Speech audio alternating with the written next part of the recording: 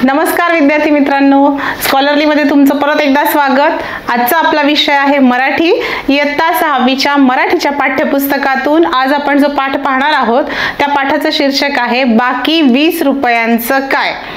खरं तर या पाठाचं नाव पाहिल्यानंतर आपल्याला प्रश्न पडू शकतो, पाठ नेमका कशाबद्दल आहे। विद्यार्थी मित्रांनो, बऱ्याचदा आपण अनेक अपरिचित लोकांना भेटत असतो, अनेक व्यक्ती आपल्याला वेगवेगळ्या ठिकाणी भेटतात, त्यांच्याबद्दल आपल्याला पूर्ण माहिती नसते। म्हणून कधी कधी काही क्षुल्लक गोष्टींवरून आपण काय करतो की त्या व्यक्तीचा स्वभाव ठरवतो किंवा आपण त्याला काय करतो, जज करतो, थोडक्यात त्याच्याबद्दल मत बनवून मोकळे होतो। परंतु नंतर कालांतराने आपल्याला सत्यस्थिती समजल्यावर किंवा वस्तुस्थिती काय आहे, प्रत्यक्षात ती व्यक्ती कशी आहे हे कळाल्यानंतर मग आपल्याला काय होतं, त्याबद्दल पश्चाताप सुद्धा होतो। तर ही अशीच एका मुलाची गोष्ट आहे ज्याच्याबद्दल सुरुवातीला काही गैरसमज होतात आणि नंतर मात्र हा गैरसमज त्यांचा दूर होतो। ही गोष्ट पाहण्याआधी जर तुम्ही अजून आमच्या चॅनलला सबस्क्राइब केलं नसेल तर आता सबस्क्राइब करा। स्कॉलरली एनहान्स द लर्निंग या चॅनलला आधी सबस्क्राइब केलं असेल तर खूप खूप धन्यवाद। चला तर मग पाहूयात प्रत्यक्षात बाकी 20 रुपयांचं काय ही गोष्ट। इयत्ता 6वी, विषय मराठी, 5वा पाठ, बाकी 20 रुपयांचं काय। लेखक आहेत बाबाराव मुसळे। यांचा जन्म 1949 साली झालेला आहे। प्रसिद्ध लेखक आणि कवी मोहरलेला चंद्र, झिंगू लुखू लुखू, नगर भोजन हे त्यांनी लिहिलेले कथासंग्रह प्रसिद्ध आहेत। वारुळ, पाटीलकी, दंश, पखाल, आर्त या कादंबऱ्या तसेच इथे पेटली माणूस गात्रे हा त्यांचा कविता संग्रह प्रसिद्ध आहे। पाठासंदर्भात दुसऱ्यांना मदत करण्यास नेहमी तयार असलेल्या निस्वार्थी वृत्तीच्या एका निरागस मुलाचे वर्णन लेखकाने केले आहे। या मुलाबाबत विकासच्या साहेबांचा गैरसमज होतो। त्यांचा हा गैरसमज कसा दूर होतो हे या पाठातून लेखकाने संवेदनशीलतेने स्पष्ट केले आहे। पाहूयात प्रत्यक्ष पाठ बाकी 20 रुपयांचं काय। मी आत येऊ शकतो का सर? हातातल्या फाईली सावरत विकासने विचारले। साहेब कुठली तरी फाईल पाहत होते। त्यांनी मानेनेच हो म्हटले। आवाजावरून त्यांनी विकास आत आल्याचे वर न पाहताच ओळखले अन तक्रारीच्या सुरात बोलले, विकास सर, कालच्या त्या मुलानं मला 80 रुपयांना फसवलं। तुमच्यामुळे हे सारं घडलं। ही मुलं महाबिलंदर असतात। तुम्हाला त्यांचा कसा पुळका आला तेच मला कळत नाही। 100ची नोट घेऊन गेला, एकदा गेला तो गेलाच। बघा, त्याची पाण्याची बाटली मला 100 रुपयात पडली। एका दमात साहेबांनी मनातली नाराजी बोलून दाखवली। या ठिकाणी आपल्याला चित्रावरून लक्षात येईल प्रसंग एका कार्यालयातला आहे, ऑफिसातला आहे। त्या ठिकाणी साहेब बसलेले आहेत आणि साहेब काहीसे नाराज आहेत। विकास सरांना ते त्याबद्दल बोलून दाखवतात की जो एक कोणी मुलगा त्यांच्याकडून 100 रुपयांची नोट घेऊन गेला तो काही परत आलाच नाही। 100 रुपये त्यानं पाण्याची बाटली आणण्यासाठी नेलेले होते, पण पाण्याची बाटलीही नाही आणि 100 रुपयेही नाही। त्यामुळं काहीसे नाराज झालेले साहेब विकासला त्याबद्दल तक्रार करत असतात। क्षणभर विकासला वाटले आपण आपल्या खिशातून साहेबांना 80 रुपये काढून द्यावे, पण त्याने तसे केले नाही। तो साहेबांच्या समाधानासाठी म्हणाला, तसं नसेल सर, काही अडचण आली असेल त्याला म्हणून। काही सांगू नका, यानंतर असली मुलं कार्यालयात आलेली मला चालणार नाहीत, समजले? साहेब म्हणाले। साहेबांचं काही नाराजी दूर झालेली नव्हती, त्यामुळे कुठली सबब ऐकायला ते तयार नसतात। विकास जरी म्हणतो की काही अडचण आली असेल त्या मुलाला, पण साहेब ते ऐकायला तयार नसतात आणि इथून पुढे असली मुलं कार्यालयात आलेली चालणार नाहीत अशा पद्धतीनं ते विकासला सांगतात। नाईलाजाने विकासने हो म्हटले। साहेब म्हणतात ते सत्य होते तरी ते संपूर्ण सत्य नसावे असे विकासचे मन त्याला सारखे सांगत होते. राजू हा मुलगा फसवाफसवी करणारा वाटत नव्हता. मागच्या महिन्यापासून विकास त्याला ओळखत होता. विकासची मेहुणी टाटा कॅन्सर सेंटरच्या बी विंगमध्ये दाखल झाली होती. विकास सकाळ संध्याकाळ त्यांना भेटायला आणि डबा पोहोचवायला जात असे. टाटा कॅन्सर सेंटरच्या शेजारीच त्याचे कार्यालय होते. तिथला त्याचा वावर नित्याचा झाला होता. आता या ठिकाणी विकास त्या मुलाला कसा ओळखत होता? ज्या मुलाबद्दल साहेब तक्रार करत होते त्या मुलाचं नाव राजू असं होतं, हे आपल्या लक्षात येतं. आणि राजूला जेवढं ओळखत होता विकास, त्यावरून तो कोणालाही फसवणार नाही असं विकासचं मत होतं. मग या विकास सरांची आणि राजूची ओळख कुठे झाली?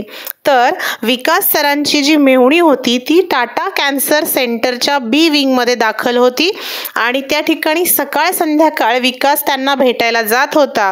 तिथूनच जवळ त्याचं कार्यालय होतं, ऑफिस होतं. त्यामुळे त्याच्यासाठी ही रोजची किंवा नित्याचीच गोष्ट झाली होती. एक दिवस एका मुलाने त्याचे लक्ष वेधून घेतले.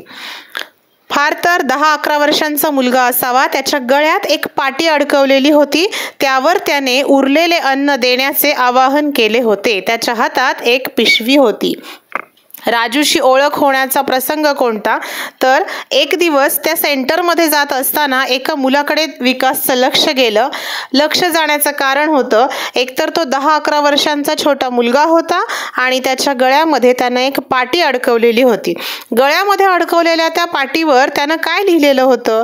तर सर्वांना उरलेलं अन्न देण्याचं आवाहन त्यानं केलं होतं. त्याच्या हातात एक पिशवी होती. ती पाहून त्यात काही अन्न असावे असे वाटत होते.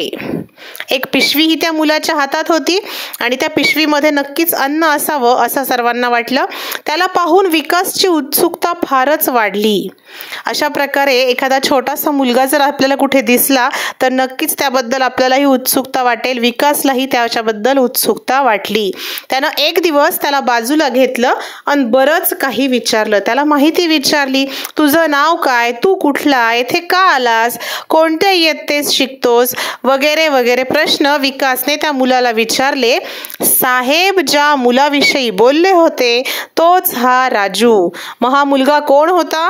तर हा छोटासा मुलगा तोच राजू होता. तो वाशिम जिल्ह्यातल्या एका खेडेगावचा होता. 5वी इयत्तेमध्ये शिकणारा. त्या ठिकाणी काय करत होता? तर त्याची आई पोटाच्या कर्करोगाने आजारी असल्याने 1 महिन्यापासून टाटा कॅन्सर सेंटरच्या बी विंगमध्ये भरती झालेली होती. ज्या ठिकाणी विकासची मेहुणी ॲडमिट होती त्याच ठिकाणी या राजूची आईसुद्धा पोटाच्या कर्करोगाने आजारी असल्यामुळे ॲडमिट झालेली होती. तो आणि त्याची आई याशिवाय घरी तिसरे कोणीही नव्हते. त्यामुळे आपल्या आईबरोबर राजूही त्या ठिकाणीच होता. एका झोपडीवजा घराशिवाय त्यांच्याकडे काही नव्हते. दवाखान्यात आईजवळ सतत बसून राहण्याचा त्याला कंटाळा येई. आईला विचारून तो इकडे तिकडे फिरे. आईने त्याला सांगितले होते, जास्त लांब जाऊ नको, कोणाच्या वस्तूला हात लावू नको. तो तिथंच बाहेर फिरायचा. तेव्हा त्याच्या लक्षात आले की पेशंटसोबत आलेले अनेक गोरगरीब भुकेने व्याकुळ होऊन इथे पैशांसाठी, अन्नासाठी दुसऱ्यांसमोर हात पसरतात. दुसरीकडे बरेच लोक जेवून शिल्लक राहिलेले अन्न कचराकुंडीत फेकून देतात. ते अन्न जर या गरजूंना मिळाले तर? इतका छोटासा मुलगा आहे, 10-11 वर्षांचा, फक्त 5व्या इयत्तेत शिकणारा, आणि आपल्या आईच्या आजारामुळे त्या ठिकाणी त्या दवाखान्यामध्ये किंवा त्या टाटा कॅन्सर सेंटरमध्ये तो आलेला होता. आणि निरीक्षण किती सुंदर आहे बघा या मुलाचं.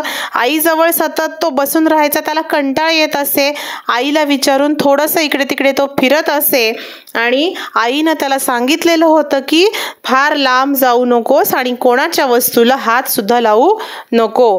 आणि मग सगळीकडे फिरत असताना राजूच्या लक्षात आलं की त्या ठिकाणी असणारे पेशंट सोबत आलेले जे अनेक लोक होते त्यातले काही गोरगरीब जे होते ते भुकेनं व्याकुळ होऊन पैशांसाठी, अन्नासाठी दुसऱ्यांसमोर हात पसरतात.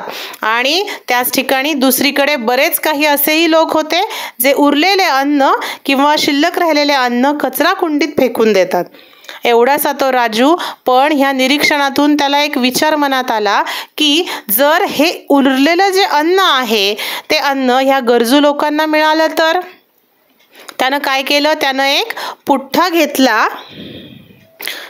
पुठ्ठा घेतला आणि त्यावर लिहिलं, उरलेलं अन्न फेकू नका, मले द्या. मले द्या म्हणजे मला द्या, मी ते उपाशी लोकायले देतो. लोकायले म्हणजे लोकांना देतो. राजूने पुठ्ठ्याला दोरी बांधून ती गळ्यात अडकवली. राजूच्या गळ्यातली पाटी वाचून लोक राहिलेले अन्न त्याला देऊ लागले. बरेच अन्न जमा होऊ लागले. ते जमा झालेले अन्न तो गरजूंना द्यायचा. त्यांच्या डोळ्यातले समाधान पाहून त्याला हायसे वाटायचे. दवाखान्यातील पेशंटच्या नातेवाईकांना बाहेरून काही आणून द्यायचे असेल तर राजू पळत जाऊन आणून द्यायचा. एखाद्या पेशंटचा जवळचा नातेवाईक कुठे बाहेर जाणार असला तर तो राजू, ध्यान दे माझ्या पेशंटकडे, मी जरा जाऊन येतो म्हणून बिनधास्त निघून जायचा. बी विंगमधल्या सर्वांना त्याचे भारी कौतुक होते. छोटीशी युक्ती त्यानं केलेली होती. 10-11 वर्षांचा मुलगा हा राजू.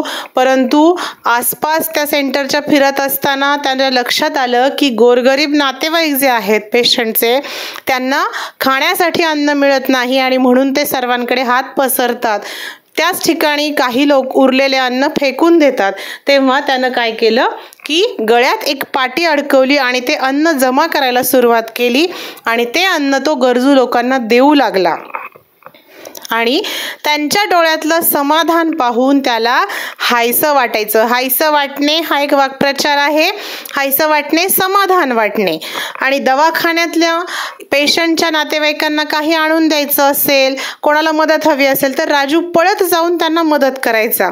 अगदी एखादा जवळचा नातेवाईक कुठे बाहेर जाणार असेल पेशंटचा तर तो राजूला सांगून जायचा. अशा पद्धतीनं राजू त्या ठिकाणी सर्वांचा आवडता झालेला होता. सर्वांना त्याचं खूप कौतुक वाटत असे. कार्यालयाच्या बाहेर असलेल्या हॉटेलमधून विकास रोज पाण्याची बाटली घेत असे. पण एक दिवस त्याला कार्यालयामध्ये पोहोचायला उशीर झाला म्हणून त्याने राजूला पाण्याची बाटली कार्यालयामध्ये पोहोचवायला सांगितले. आता विकास आणि राजूचा प्रसंग बघा कसा आहे की दररोज त्या सेंटरमध्ये जात असल्यामुळं विकासलाही राजूबद्दल माहीत होतं की राजू कसा मुलगा आहे, प्रामाणिक आहे, मदत करणारा आहे. एक दिवस उशीर झाल्यामुळं त्यानं राजूला पाण्याची बाटली कार्यालयामध्ये पोहोचवायला सांगितली. पाण्याच्या बाटलीचे पैसेही त्याच्याजवळ दिले. राजू अधूनमधून विकासला पाण्याची बाटली पोहोचवू लागला. हे काम राजू आनंदाने करत असे. विकासच्या साहेबांनी राजूला बऱ्याच वेळा विकाससाठी पाण्याची बाटली कार्यालयामध्ये आणून देताना पाहिले होते. असाच काल सकाळी तो कार्यालयामध्ये विकाससाठी पाण्याची बाटली घेऊन आला होता. त्याने एक पाण्याची बाटली विकासच्या साहेबांनाही दिली. त्यावेळी साहेब म्हणाले, 20 रुपये सुट्टे नाहीत, 100ची नोट आहे. त्यावर राजू म्हणाला, सर द्या ती नोट, मी 80 रुपये आपल्याला आणून देतो. आपल्याला म्हणजे तुम्हाला किंवा आपल्याला आणून देतो. साहेबांची 100 रुपयांची नोट घेऊन राजू गेला. तो अद्याप आलाच नाही. राजूने साहेबांना खरंच फसवले असेल का? काय झाले असेल नक्की? विकास विचारात गढला. तेवढ्यात, सर आत येऊ का? राजूच्याच वयाचा एक मुलगा दारात उभा राहून विचारत होता. साहेब आणि विकासने आधी त्या मुलाकडे आणि मग एकमेकांकडे पाहिले. तर असा हा प्रसंग होता की जे सर होते विकासचे, त्या सरांकडून 100ची नोट घेऊन राजू पाण्याची बाटली आणण्यासाठी गेला होता. परंतु तो अजून परत आला नाही. 100ची नोटही त्याच्याकडेच राहिली, पाण्याची बाटली त्याच्याकडेच राहिली. त्यामुळे सरांना राग येणं साहजिक होतं आणि साहेबांना राग येणं साहजिक होतं आणि त्याचप्रमाणे त्यांनी नाराजीसुद्धा व्यक्त केली होती. हे सगळं याच्यावरून विचार करत असतानाच काय झालं तर राजूच्याच वयाचा एक मुलगा त्या ठिकाणी कार्यालयात आला आणि त्यानं आत येण्याची परवानगी मागितली. साहेब आणि विकासने आधी त्या मुलाकडे आणि मग एकमेकांकडे पाहिले. साहेब म्हणाले, ये बोल, काय काम आहे? सर मी इरफान, राजूचा मित्र. बोलता बोलता त्यानं खिशातून 100ची नोट काढली. जो मुलगा दारात उभा होता तो इरफान असं त्याचं नाव होतं आणि त्यांनी त्याचाच परिचय काय सांगितला तर तो राजूचाच मित्र होता. ती नोट साहेबांसमोर धरत इरफान म्हणाला, सर, ही नोट राजूने तुम्हाला द्यायला सांगितली आहे. इरफान त्या ठिकाणी कशासाठी आलेला होता? तर राजूने 100 रुपयांची नोट साहेबांना परत करण्यासाठी इरफानला सांगितलं होतं आणि ती नोट देण्यासाठी तो कार्यालयात आलेला होता. विकास आणि साहेब दोघेही चकित झाले. चकित झाले हा एक वाक्प्रचार आहे. चकित होणे, आश्चर्य वाटणे. दोघांनाही आश्चर्य वाटलं. थक्क झाले दोघं. राजू कुठे? विकासने विचारले. सर, तो कालच गावाला गेला. साहेब म्हणाले. का? त्याच्या आईची दवाखान्यातून सुट्टी झाली. गावी जाण्याआधी त्याने ही नोट मला तुम्हाला द्यायला सांगितली होती, असे म्हणत इरफान आला तसा बाहेर पडला. इरफाननं राजूचा निरोप दिला आणि 100 रुपयांची नोटही साहेबांना परत दिली आणि सांगितलं की राजूच्या आईला दवाखान्यातून सुट्टी मिळाली आहे आणि तो आईबरोबर गावी गेलेला आहे. गावी जाण्याआधी त्यानं ही 100ची नोट तुम्हाला परत करायला सांगितली होती, असं सांगून तो आहे तसाच निघून गेला. विकास आणि साहेब दोघेही थोडा वेळ स्तब्ध झाले. स्तब्ध होणे म्हणजे त्या ठिकाणी विचार प्रक्रिया खुंटणे किंवा काहीच न सुचणे. मग साहेब म्हणाले, विकास, मला माफ करा. माणसं ओळखण्यातला तुमचा अधिकार मोठा आहे, त्या मानाने मी फार अनुभवशून्य आहे. अनुभवशून्य म्हणजे कसलाही अनुभव नसलेला. या नोटेतले 80 रुपयेच माझे आहेत, पण बाकी 20 रुपयांचं काय? यावर विकासही निरुत्तर झाला. किती छोटे छोटे प्रसंग असतात पहा विद्यार्थी मित्रांनो. आपल्यालाही बऱ्याचदा असंच होतं. काही अपरिचित लोकांना आपण भेटतो, त्यांच्याशी आपला पुरेसा परिचयही नसतो किंवा त्यांचा स्वभाव आपल्याला माहीत नसतो आणि एवढ्याशा एखाद्या गोष्टीवरून आपण काय करतो, त्यांच्या स्वभावाचा कधी कधी चुकीचा अंदाज आपण लावतो. त्यांच्याबद्दल आपण एक मत तयार करतो. ज्या वेळेला आपल्याला सत्य परिस्थिती कळते तेव्हा मात्र मग काय होतं, साहेबांप्रमाणेच आपल्यालाही पश्चातापाची वेळ येते. या ठिकाणी राजू हा 10-11 वर्षांचा मुलगा अतिशय प्रामाणिक होता, मदत करणारा होता सर्वांना आणि केवळ काही अडचणीमुळे तो साहेबांना त्यांचे 80 रुपये परत करायला येऊ शकला नाही. पण गावी जाताना मात्र त्यानं ती 100ची नोट आपल्या मित्राजवळ पाठवून दिली. ती नोट मिळाल्यानंतर साहेबांना सुद्धा काही क्षण कळेना की हे सगळं काय आहे, आपण किती चुकीचा समज करून घेतला याची जाणीव त्यांना झाली. आणि मग प्रश्न पडला की ह्या नोटेमधले 100च्या नोटेमधले फक्त 80च रुपये आपले आहेत, उरलेल्या 20 रुपयांचं काय? त्या 20 रुपयांचं काय करायचं, असा प्रश्न ते विकासला विचारतात आणि दोघंही निरुत्तर होतात. विद्यार्थी मित्रांनो, तुम्हाला आजचा हा व्हिडिओ कसा वाटला हे आम्हाला कमेंट्स करून नक्की कळवा आणि येणारे व्हिडिओज पाहण्यासाठी स्कॉलरली सोबत राहा. तोपर्यंत take care and bye bye.